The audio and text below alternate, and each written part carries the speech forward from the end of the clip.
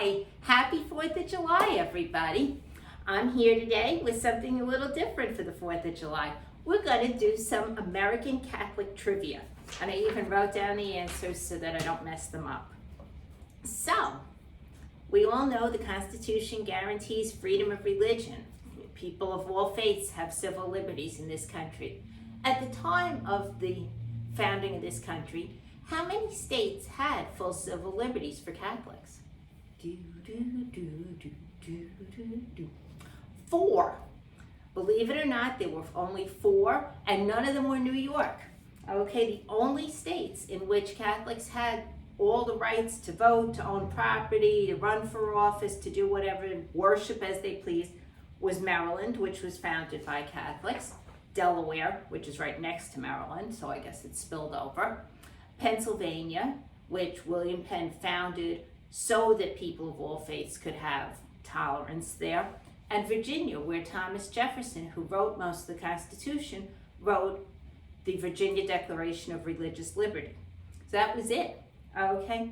So there's a lot of anti-Catholicism back in those days. Did any Catholics sign the Declaration of Independence? Do we know? 1, Charles Carroll from Maryland. Okay, so now here's the next question. This one's going to be easy if you've been paying attention. What was the first diocese in the United States? It was founded in 1803. The Vatican said, okay, this is a country. They need to have their own diocese. Where was it? The Diocese of Baltimore. I know I think of Baltimore, I think of Camden Yards and crab cakes, but it was actually the first center of Catholicism in this country. So think of that the next time that you go into Camden Yards. So now we understand that at the time of the founding of the country, Maryland was the most Catholic state in the country. What? By percentage, not by numbers, but by percentage of people who identify as Catholics. What's the most Catholic state in the country now? New York, I mean, it's big. California, lots of people there. I mean, it was founded by Catholics. Okay, what do you think? Rhode Island. 42% of the population of Rhode Island identifies themselves as being Catholic. So, I've never been to church there, but it's a place to go to find some churches, I guess. What diocese in the country has the largest number of Catholics? Because, I mean, Rhode Island's a small state. Probably not there. What do you think? Sorry, folks, it's not Brooklyn. We're number 5, though, which is pretty impressive, okay? It's the Diocese of Los Angeles, which has, I thought I wrote down the number. The Diocese of Los Angeles is number 1, New York is number 2, and Brooklyn is number 5. So, there we go. What's the largest diocese in the United States by area?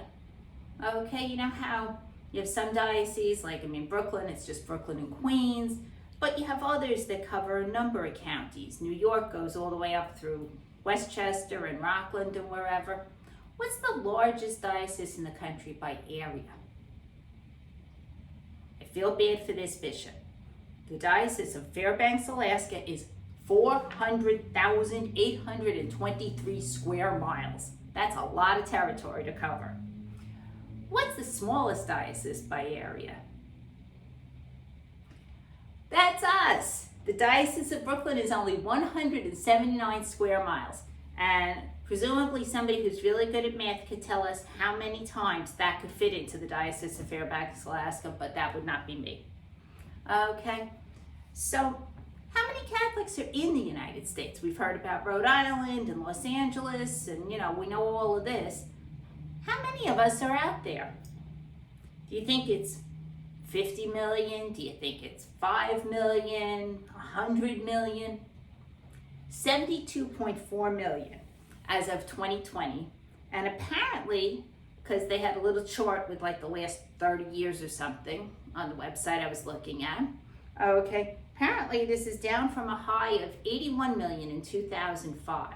So I'm not sure what happened to these other people. I'm not sure why 2005 was a particularly religious year, but it seems to be.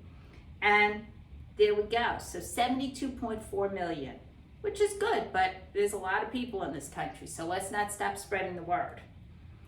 Okay, now not getting political, and I'm not going here, but we all know that our current president is only our second Catholic president, okay? John F. Kennedy was, of course, the first. So, what religion, if there's only been 2 Catholic presidents, what religion has the most presidents? Do you think any religion has an overwhelming advantage if you're running for office?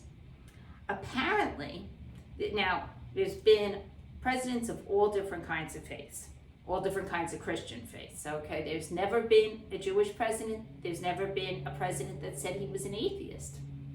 Very interesting, okay? Every president has proclaimed some type of Christian faith, okay?